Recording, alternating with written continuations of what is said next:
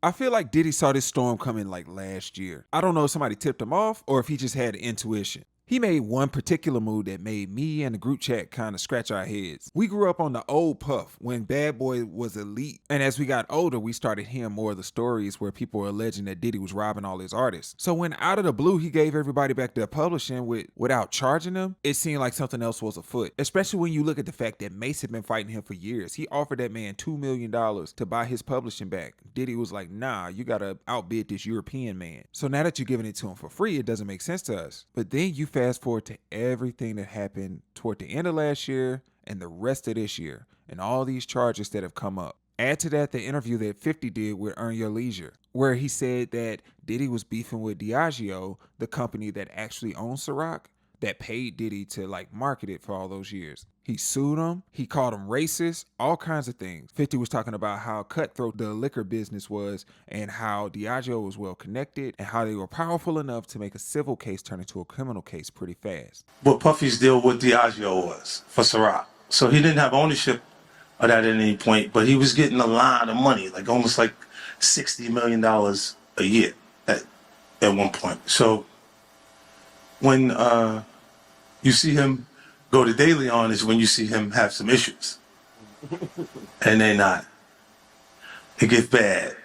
You know, and these people have really strong relationships. Don't think that the civil case doesn't turn into a criminal case faster because he's making them uncomfortable. That's a big part of it. So when did Diddy sue him?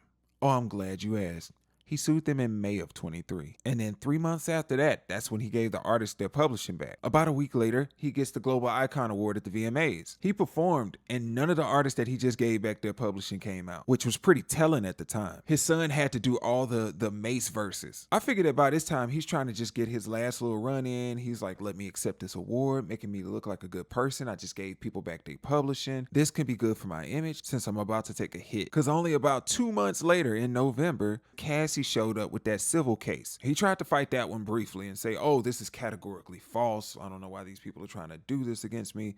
But receipts were kept, and he decided to pay her with alacrity. I believe it was something like 24 hours. That wasn't a good look, and it's been downhill for him ever since then. So this takes us back to that conversation that 50 was having about Diageo. He didn't say that they did anything. He just said that they were powerful. He kind of insinuated that they might have something to do with this, but he didn't outright say that they did it. I do believe that there's somebody more powerful behind this because Diddy was being protected all those years. That's why no stories came out about him like this. And knowing that they can protect you like this, they can also remove that protection and make sure the story sticks this time. My question is, what kind of person actually sits on this kind of information that's like criminal activity that could protect other people and just waits on the time to release it when it benefits them? And don't get it confused. Diddy has to stand trial for those alleged crimes. Not excusing anything that he's done. I just have a question on who else we're dealing with right now. If they're willing to hold on to this kind of information, I'm trying to figure out what else they got coming. I feel like Diddy knows who he messed up with, and them folks wasn't playing with him. And now he's behind bars on self-elimination watch. What do y'all think? Y'all think he knew this was coming?